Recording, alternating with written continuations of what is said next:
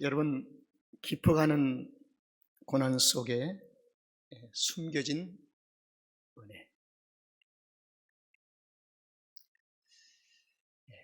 이 은혜가 무엇일까? 너무 기본적인 얘기죠. 이 은혜는 유일하게 소유가 하나님께만 있습니다. 그래서 하나님의 은혜, 하나님의 거신 은혜라고 성경은 우리에게 가르칩니다. 이 은혜의 완전한 소유는 하나님이세요. 그럼 하나님의 소유 되신 이 은혜는 인격적이면서 특별한 성도들에게는 선물입니다. 선물인 동시에 하나님의 인격이에요. 자, 한번 제목을 보세요. 이 은혜는 한마디로 묶어서 말씀드리면 사망에서 생명으로, 이 은혜는 구원의 시작이요 구원의 마침표이기도 합니다. 그래서 완성이라고 얘기합니다. 그래서 은혜는 구원의 시작이요 구원의 완성이라. 하나님과 백성들 사이에, 그리고 아버지와의 자녀의 관계 속에서도 이 은혜가 어떻게 우리에게 다가오고 있는가? 육체적인 아버지와 자녀들 사이에 이 사랑의 관계를 훨씬 뛰어넘는 그 이상의 그 은혜 속에는 하나님의 삶이 포함되어 있습니다. 이 은혜 속에는 하나님이 돌보신다, 하나님이 함께 해주신다, 하나님께서 여기까지 우리의 삶을 인도하신다, 이 모든 것을 포함했을 때 우리는 하나님의 은혜라고 얘기합니다. 그런데 하나님의 은혜는 구약 성경에서는 하나님의 긍휼하심, 하나님께서 긍휼을 우리에게 베풀어 주신다. 그래서 하나님의 속성 중에 하나님이 우리를 향해서 긍휼을 베풀어 주신 그 베풀어 주심에 대한 삶의 역사와 열매가 성도들을 통해서 은혜로 열매를 맺고 은혜로 나타납니다. 그리고 신약에서는 하나님의 사랑이라고 합니다. 그래서 하나님의 사랑이 은혜요, 은혜가 하나님의 사랑입니다. 사도 바울은 로마서에서 하나님의 사랑을 사람들끼리 모여서 어느 정도 클까, 어느 정도 넓을까, 높을까를 아무리 연구하고 아무리 사람의 언어로 말을 만들어도 다 표현할 수 없는 하나님의 사랑을 측량할 수 없는 사랑으로 표현합니다. 그래서 하나님의 사랑이 은혜입니다. 그러면 은혜의 가장, 하나님의 사랑인 은혜의 최고의 정점이 어디냐? 십자가의 사건입니다. 하나님의 아들 예수 그리스도께서 우리를 위해서 100% 우리를 위하여 자신을 위한 것은 0.00%도 없이 온전히 우리를 위해서 십자가에서 희생의 제물이 되어주신, 이걸 하나님의 사랑이라고 합니다. 은혜라고 얘기합니다. 그래서 모든 그리스도인들은, 사망에서 생명으로 옮겨진 그리스도인들은 은혜를 받은 자들입니다. 그리고 여전히 그 은혜는 지금도 우리 삶 속에서 진행되고 있습니다. 언제까지요? 이 땅에서 구원의 완성이 이루어질 때까지 은혜의 역사는 쉬지 않고 우리 삶 속에서 지금도 행동하고 있습니다. 그런데 애굽에 있는 이스라엘 백성은 매일매일 고난이 더 깊어만 가고 있어요. 고난이 가중되고 있어요. 모세와 아론이 바로를 만나면 만날수록 백성들에게 고난이 더 쌓여만 갑니다. 자, 이 문제를 우리가 어떻게 이해할 것인가? 오늘날 그리스도인들이 이 문제를 바로 우리가 찾고 이해하지 못한다면 내 삶 속에 고난의 삶이 조금만 깊어지면 어쩌면 삶을 포기할 수도 있고 어쩌면 주님을 부인할 수도 있기 때문에, 그래서 오늘 저는 이 성경 본문에서 모세와 아론이 바로를, 백성들을 구원해내려고, 구출해내려고 만나면 만날수록 백성들에게는 고난이 깊어만 갑니다. 더 깊어진 고난. 이것을 어떻게 우리가 적용이 돼야 할 것인가? 어떻게 우리가 이것을 찾아야 할 것인가? 도대체 이 은혜는 하나님의 백성들에게, 지금 430년 동안 애굽에 종살이하고 있는 그 백성들에게 어떻게 적용되어야만 하는 것인가? 도대체 어떻게 적용되고 있는가? 그리고 과연 은혜가 있는가? 백성들 가운데 은혜가 있다고 얘기할 수가 있겠는가 하는 문제였습니다. 이러한 상황에 모세의 마음에는 갈등이 고조됩니다. 모세의 마음이 아주 심란해지는 거예요. 내가 만나면, 또 만나고 돌아오면 또 이런 고통이 더해지고, 두 번째 또 만나고 오면 이런 고통이 또 주어지고, 그래서 이 모세의 마음에 갈등이 고조되는 내용이 오늘 본문입니다. 오늘 이 본문에 보면 모세가 여호와께 돌아와서 고하되, 주여 어찌하여 이 백성이 백성으로 학대를 당케 하셨나이까? 어찌하여 나를 보내셨습니까? 내가 바로에게 와서 주의 이름으로 말함으로부터 그가 이 백성을 더 학대하며 주께서도 주의 백성을 구원치 아니하십니까? 혹시? 모세의 마음속에 드리워지고 있는 이 갈등 번민, 여러분, 성도는 이 요절을 뛰어넘어서는 안 됩니다. 여기서 해결을 봐야 돼요. 그래야 성도의 삶의 생활이 점프합니다. 이 말은 성숙되어진다는 겁니다.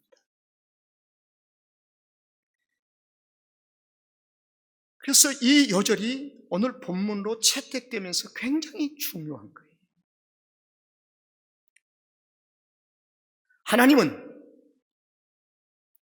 깊어가는 이 고난을 애굽 속에 있는 이스라엘 백성들에게 허용하고 계십니까? 아니면 의도적으로 자꾸 제공하고 있습니까? 이 고난을 더 가중하게 끌고 가고 계십니까? 이런 질문을 우리는 다양성 있게 한번 던져볼 필요가 있습니다. 왜 하나님은 허용하실까? 아니면 왜 하나님은 고난을 더 깊이 끌고 가실까? 이 두 가지를 동시에 충족시킬 수 있는 첫 번째 한계가 있는데 뭐냐면, 하나님은 이 기회에 사탄의 마귀의 속성을 남김없이 당신의 백성들에게 밝히시기 위하여. 사탄. 그래서 오늘 성경의 이 출애굽기 5장에 보면은요, 바로가 거짓말을 밥 먹듯이 합니다. 그래서 성경 기자는 바로가 거짓말을 한다는 겁니다.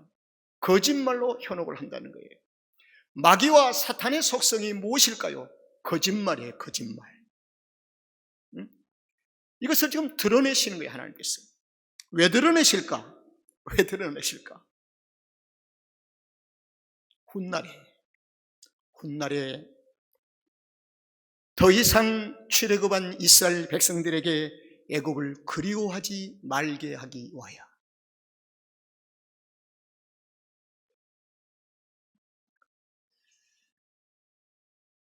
그런데 이들이 광야 40년 동안 잠시 배가 굶주릴 때,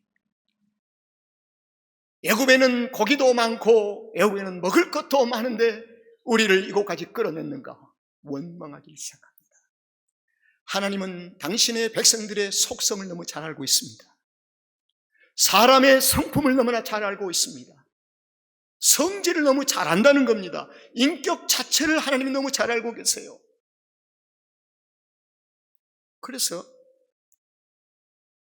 더 이상 애굽을 그리워하지 않게 하기 위하여 애굽 속에 스며들어온 이미 이스라엘 속에 애굽으로 돌아가지 않은 것을 아예 차단하시기 위한 하나님의 따뜻한 마음이었습니다.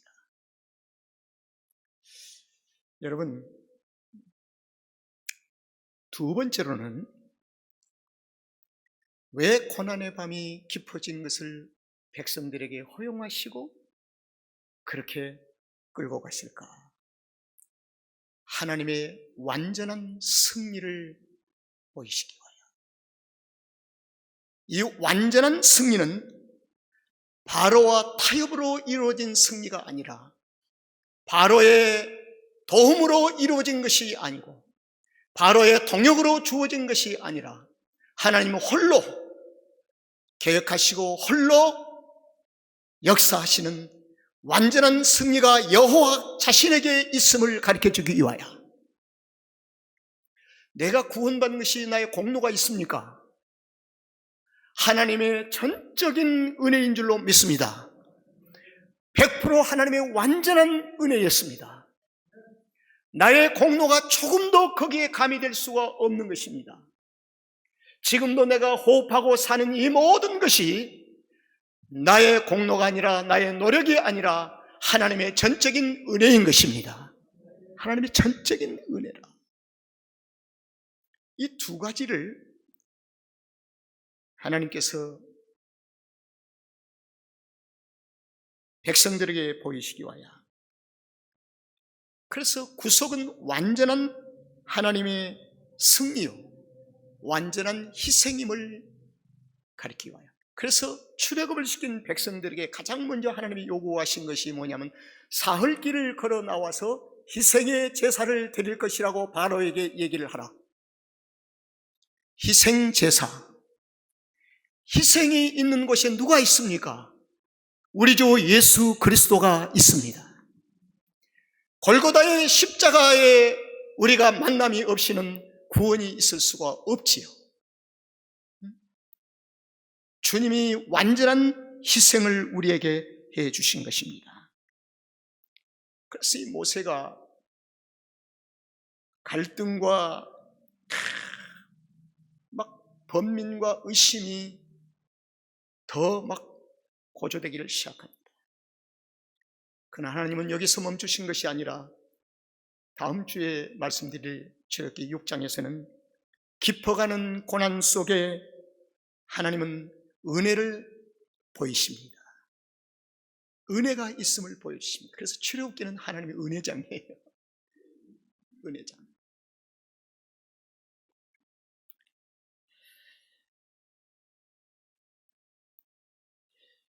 깊어가는 고난 속에 숨겨진 은혜를 만나는 것이 그리스도인의 영적인 삶의 성숙이랍니다. 성숙. 예정되어진 고난을 피하려다 더 깊은 고난 속에 들어간 요나. 예정되어진 고난을 피하려다가 더 깊은 고난 속으로 삶으로 스스로 선택해서 들어간 요나. 요나는 더 깊은 고난 속에서 하나님의 은혜를 깨달았습니다. 하나님의 은혜를 만났습니다. 물고기 뱃속에서 사흘 동안 있으면서 하나님의 은혜를 깊이 깨달았습니다. 하나님의 은혜를 만납니다. 저는 이렇게 한번 정리를 해보아요. 성도에게, 저와 여러분에게 크고 적은 사이즈의 고난이 내게 있다는 그 고난은 우리에게 은혜를 더 깊이 만날 수 있는 절호의 기회임을 포착하고 은혜를 더 분주하게 찾아보시기를 주 이름으로 축원합니다. 은혜를 찾아야 돼요. 요나는 사흘 동안 물고기 뱃속에서 있으면서 그곳에서 은혜를 찾았고 은혜를 만났습니다. 한 가지 분명한 것이 있습니다. 모든 성도에게는 어떠한 상황이나 어떠한 처지에 있다 한다 할지라도 그 가운데 숨겨진 은혜가 있음을 믿으시기를 바랍니다. 은혜가 있어요. 그 은혜를 찾아야 돼요. 91세에 연세대 명예교수로 계시다가 별세하신 유종해 교수, 이분의 글을 잠깐 뵀어요. 만났어요.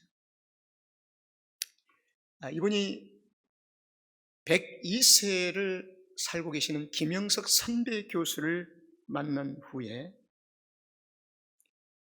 그의 인생의 모든 삶의 생활을 한 단어로 삶을 정리했습니다. 그게 뭐냐면 감사. 그래서 이분이 유종희 교수가 감사로 정리되는 순간에 자기의 눈으로 세상을 보니까 세상 사람들을 세 종류로 구분을 했습니다. 첫 번째 한 사람은 뭐냐면 기쁜 일이 있어도 감사할 줄 모르는 사람. 그 다음에 두 번째로는 기쁜 일이 있을 때만 감사하는 사람. 그 다음에 세 번째로는 역경 속에서도 고난 속에서도 여전히 감사하는 사람. 여러분, 그리스도인은 몇 번째의 삶을 추구해야 할까요? 세 번째 삶이지. 이 감사는요, 하나님의 은혜를 찾고 하나님의 은혜를 만난 사람의 첫 번째의 언어가 감사입니다. 감사. 그래서 고난 속에서 하나님의 은혜에 대한 답은 우리 편에서 해야 할 것은 유일하게 딱 하나뿐이 없어요. 깊은 고난 속에서 만난 은혜. 그 은혜 앞에, 은혜는 인격입니다. 예수 그리스도시라. 그 은혜 앞에 우리가 해야 할 유일한 표현할 수 있는 한 단어는 뭐예요? 감사예요. 감사. 여러분, 오늘 이 본문 말씀 속에 모세의 갈등이 있고 모세의 번민이 있지만 22절, 23절 속에 깊이 파헤쳐놓고 들어가 보니까 하나님의 마음이 있고 하나님의 의도함이 있고 하나님의 계획이 있고 하나님의 인도함이 있다는 사실, 이거 은혜입니다. 이 은혜를 손에 쥐는 거예요. 출애굽기 6장은 은혜를 손에 쥐는 것입니다. 여기에 성도의 힘이 있고 성도의 능력이 있고 성도의 지혜가 있는 거예요. 여러분, 깊어가는 고난 속에 숨겨진 은혜를 찾아야 할 이 시대에 살아가는 성도들이요, 우리 은혜 열심히 만나고 은혜 열심히 찾아서 주께 영광을 돌립시다.